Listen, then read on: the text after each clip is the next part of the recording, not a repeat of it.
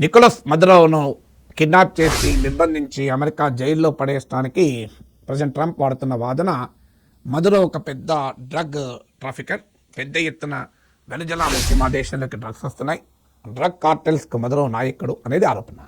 కానీ interesting things ఏంటంటే మీకు కొన్ని ఉదాహరణలు చెప్తాను. United states drug enforcement administration, ఇది అమెరికా ప్రభుత్వ విభాగము.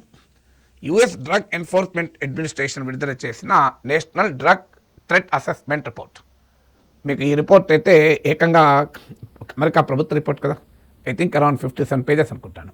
ఇందులో వెనుజులా గురించి ఒక పేరా ఉంది. మరి వెనుజులా అంత ప్రమాదకరంగా మదురో నాయకత్వంలో ఉండి ఉంటే మరి కేవలం ఒక్క పేరు ఎందుకు పెడతాడు ట్రంప్? అలాగే రెండో ఉదాహరణ, United nations world drug report 2025. ఇందులో 100 పేజెస్ రిపోర్ట్, ఇది ఓవర్ 100 పేజెస్ అనుకుంటాను. సో దీంట్లో అయితే అసలు వెనుజులా మెన్షనే లేదు. మీకు third example, European union annual drug assessment report. ప్రతి ఏటా యూరోపియన్ యూనియన్ విడుదల చేసే వార్షిక నివేదిక. ఇందులో కూడా వెనుజులా పేరు లేదు, మదురో పేరు లేదు. ఇవన్నీ ఇటీవల రిపోర్ట్ నేను చెప్తున్నాను. మరి మీకు 3 ఉదాహరణలు చెప్పాను: America report, United nations report, European union report. ఈ మూడిట్లో వెనుజులా ప్రస్తావన లేదు, ఒకవేళ ఉన్నా చాలా మైనర్గా మాత్రమే మెన్షన్ చేశారు. మరి ఎందుకని మదురోను లోపలేసినట్లు? ఇప్పుడు నిజంగానే డ్రగ్స్కు కంట్రోల్ చేయడం మీద ట్రంప్కు అంత కమిట్మెంట్ ఉంది. ఇంకో ఉదాహరణ చెప్తాను. ఇటీవల హాండురస్లో జరిగిన పరిణామం. హాండురస్ గత మాజీ ప్రెసిడెంట్ జువాన్ ఆర్లాండో హెర్నాండెస్, ఇతనికి 45 ఏళ్ల జైలు శిక్ష ఉంది. ఏది డ్రగ్స్ను డ్రగ్ ట్రాఫికింగ్లో ఇన్వాల్వ్ అయినట్టు, నార్కో టెర్రరిజం అంటారు ట్రంప్ భాషలో.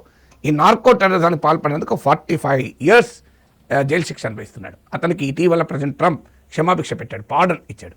మరి నిజంగానే డ్రగ్స్ పైన కమిట్మెంట్ ఉంటే ఎందుకు ఇస్తాడు పార్డన్? అక్కడికి ఆగలేదు. హాండురస్లో ఇటీవల ఎలక్షన్ జరిగాయి.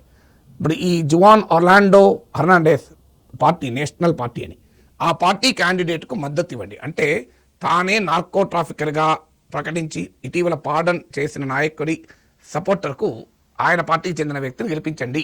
మీరు కనుక నేషనల్ పార్టీ క్యాండిడేట్ గెలిపించకపోతే అమెరికా సాయాన్ని నిలిపివేస్తాం అంటూ హాండురస్ ఓటర్లకు పిలిపించారు. ఇప్పుడు చెప్పండి, లాజిక్ ట్రంప్ నిజంగా ఎంత అబద్ధాలతో కూడిందో.